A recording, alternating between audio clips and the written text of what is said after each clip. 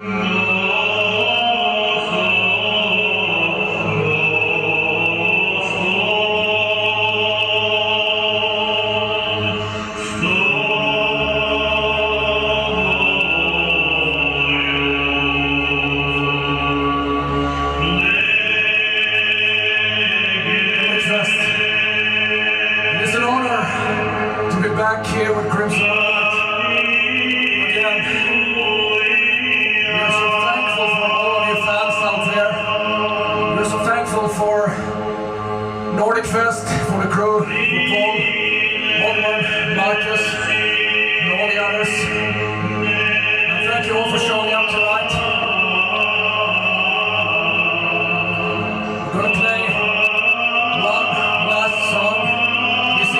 to another episode of Freedom Radio. Your latest album.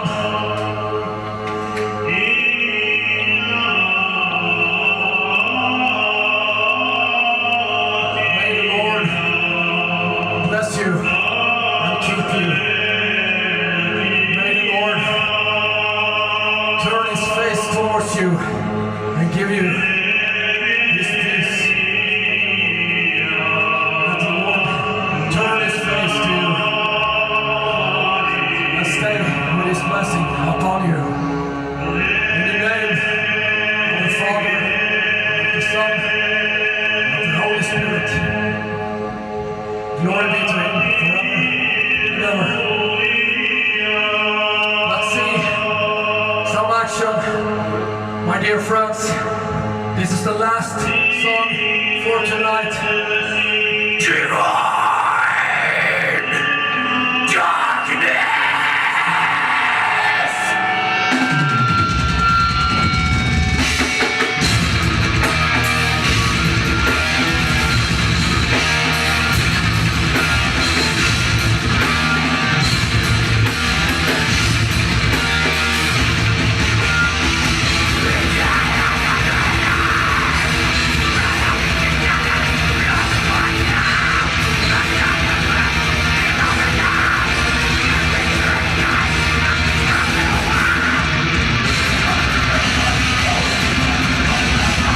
We have, our musical heritage here in Swedish and Norwegian folk music has a certain feel to it, of course, and that has, it's.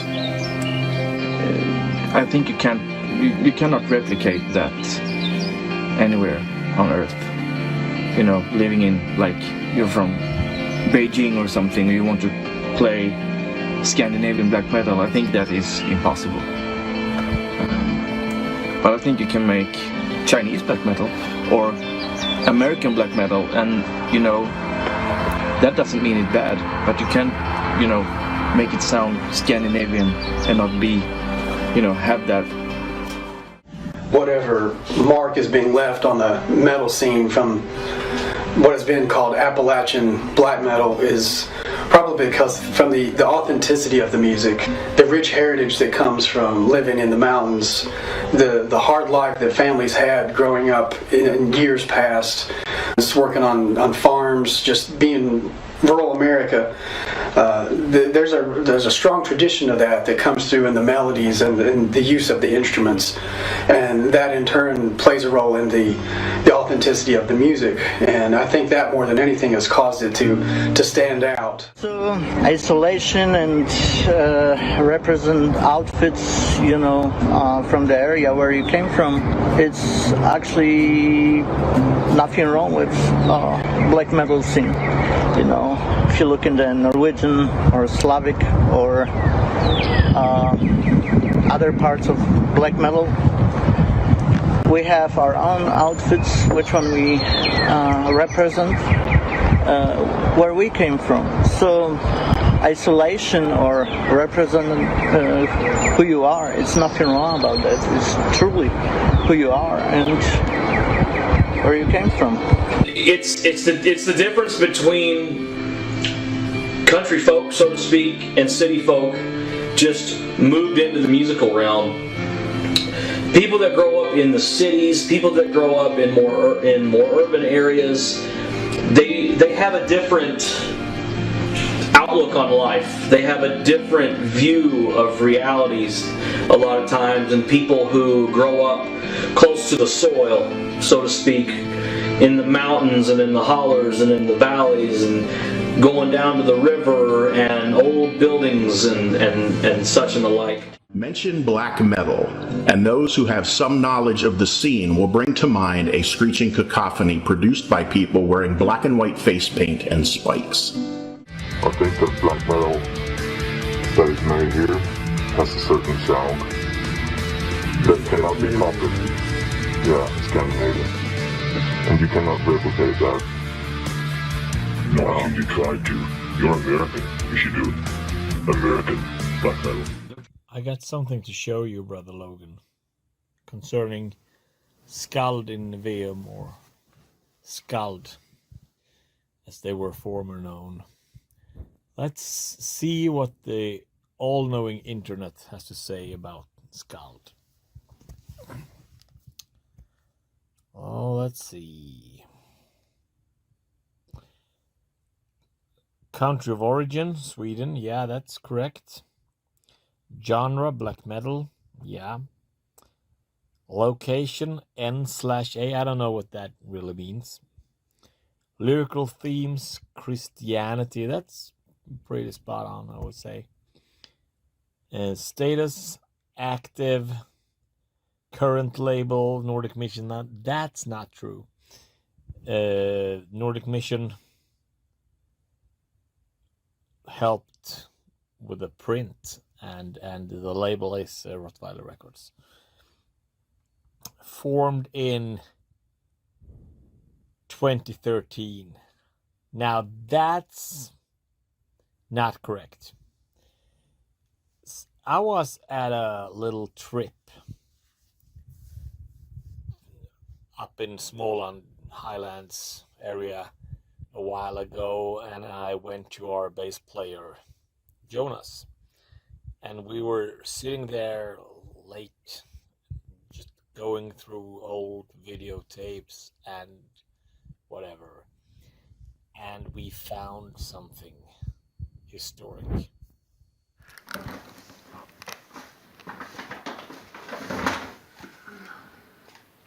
Skald plus Panter i Halmstad, Karl 30 år.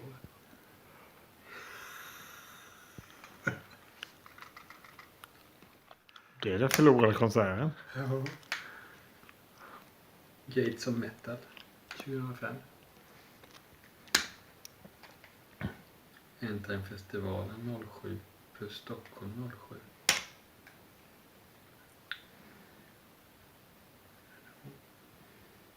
Italien.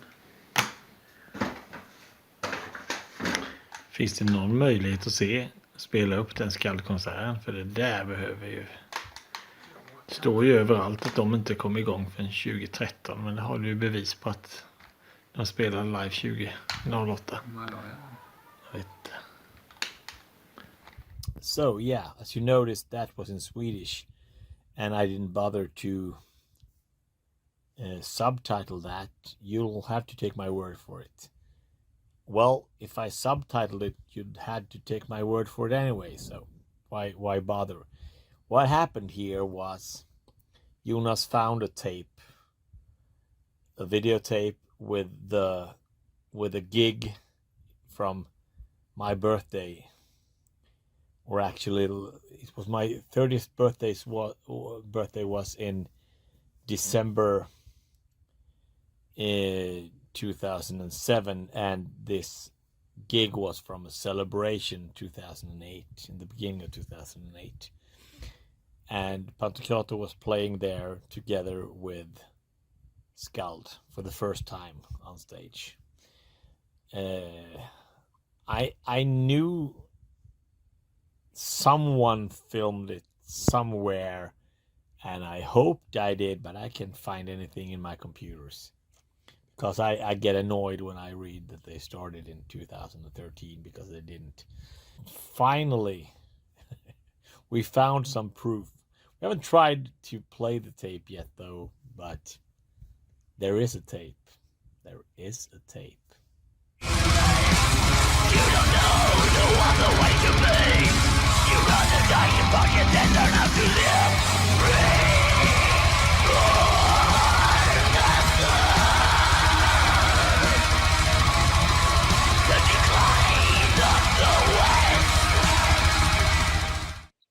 No, their first EP was on Rottweiler. Is I think it was their first official release.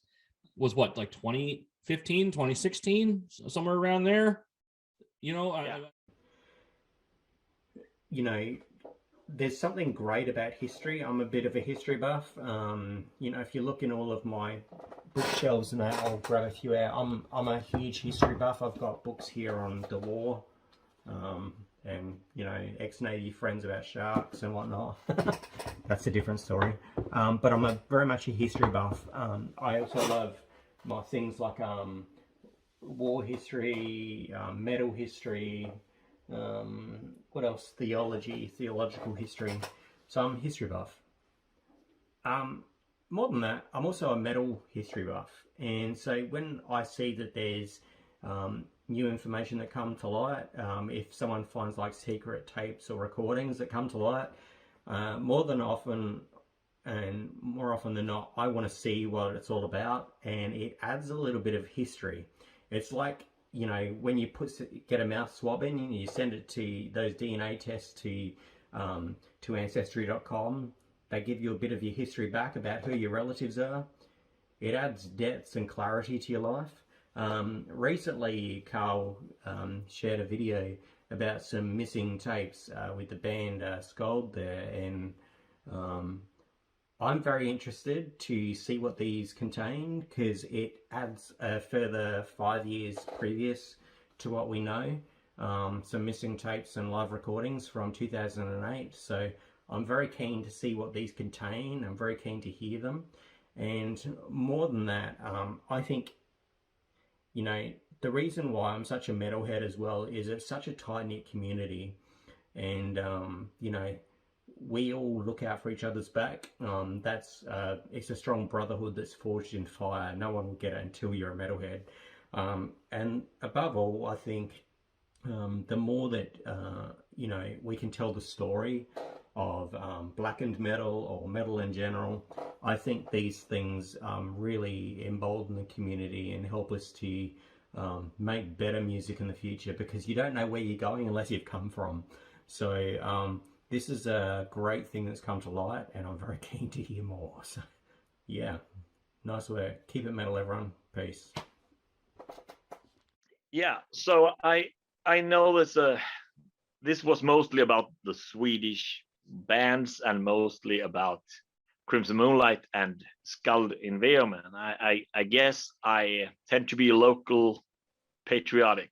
You know, it's my backyard, and we also have Shadows of Paragon, we have Admonish, but I had more dealings personally with Skald and Crimson Moonlight, so that's why I asked you about them first, and feel free to mention the others as well. But how did you first get in contact with Crimson Moonlight, and what's the thing? How do you feel about it? Okay, so do you mean like, sorry, have I, like, how did I reach out and talk to them, or do you mean how did I first discover them? Yeah, how did you discover them?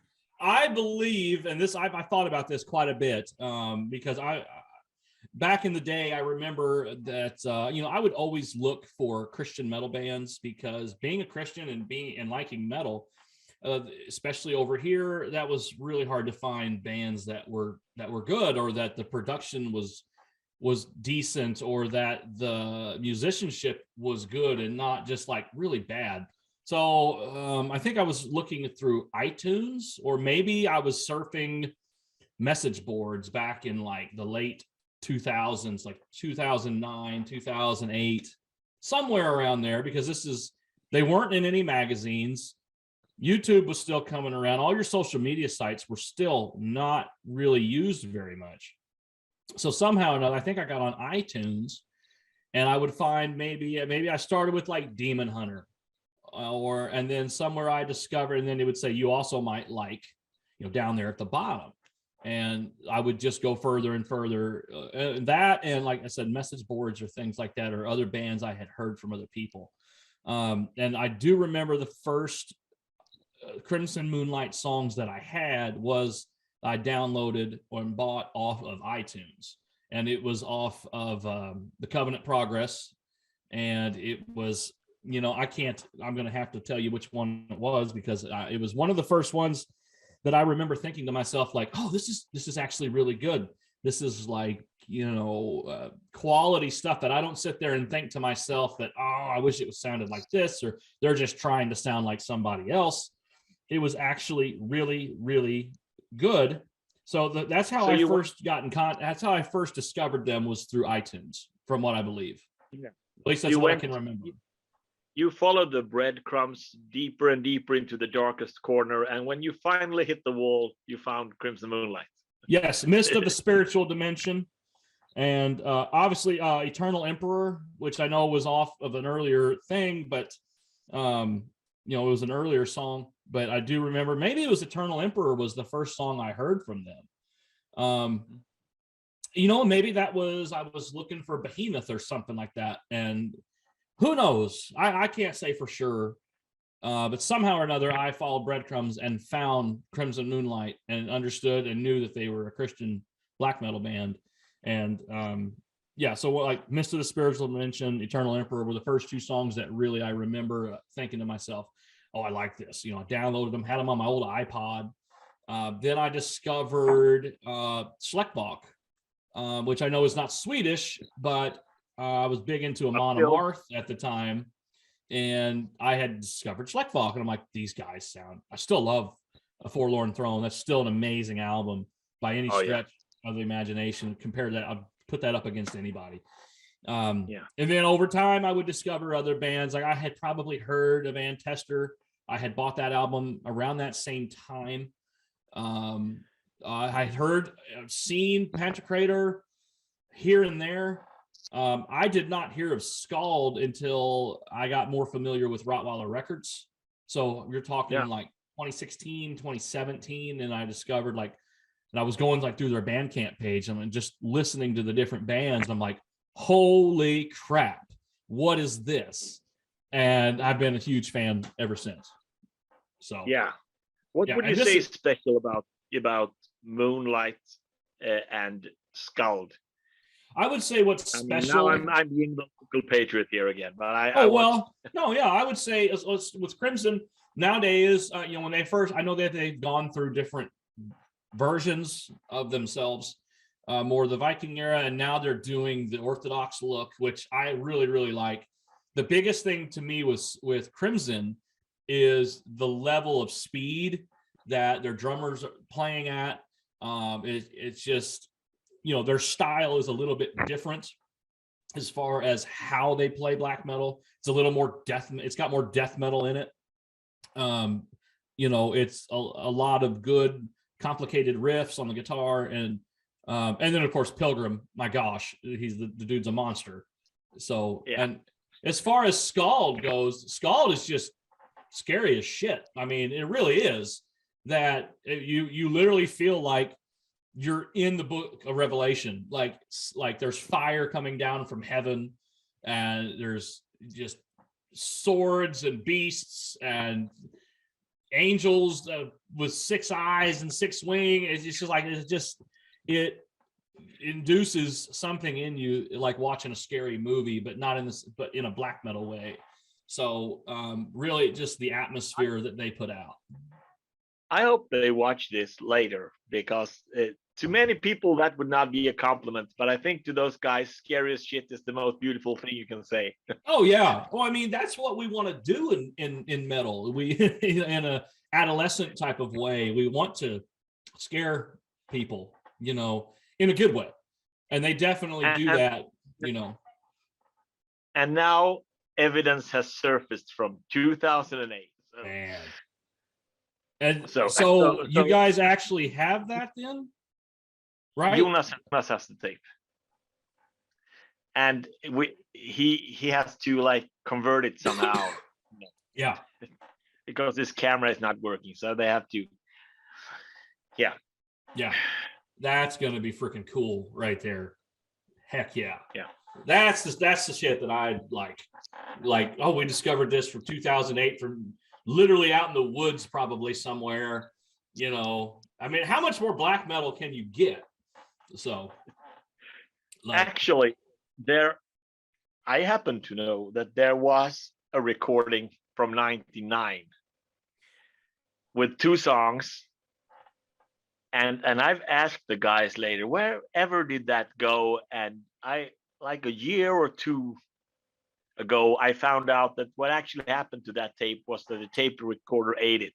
oh, So oh, there's man. 2 lost songs that I heard once, Yeah. and that's all. It's like, yeah, They're so black. They're so black metal. It doesn't even exist. Yeah.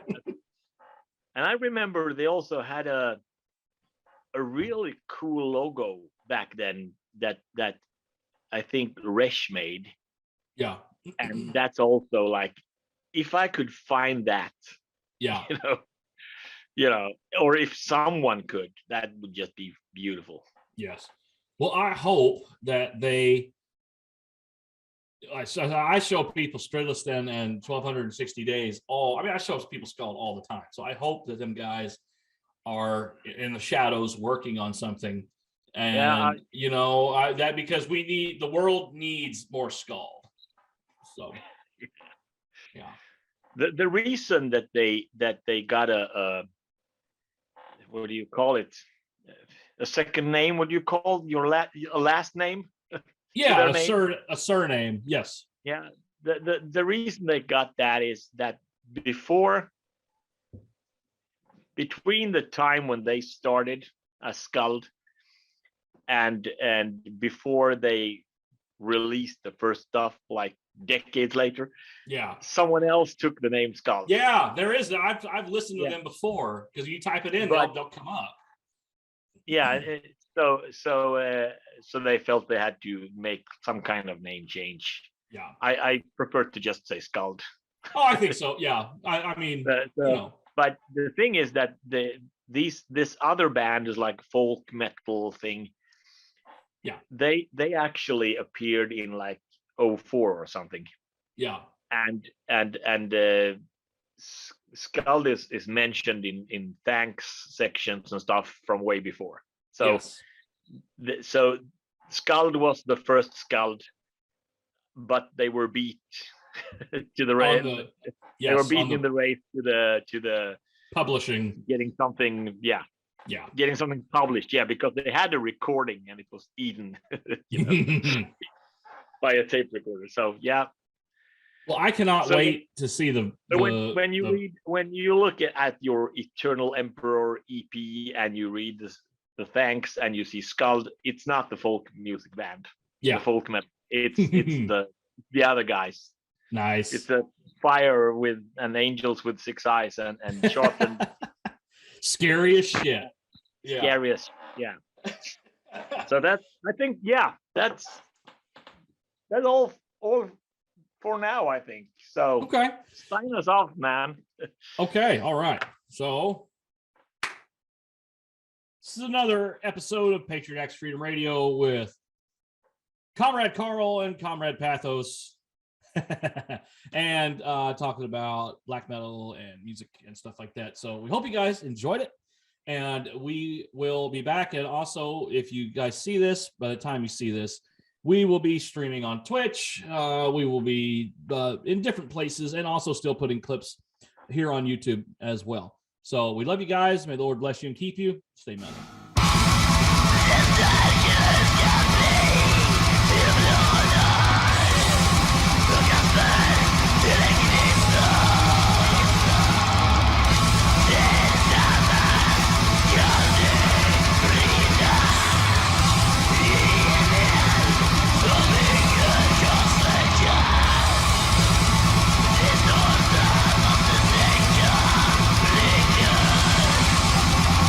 Many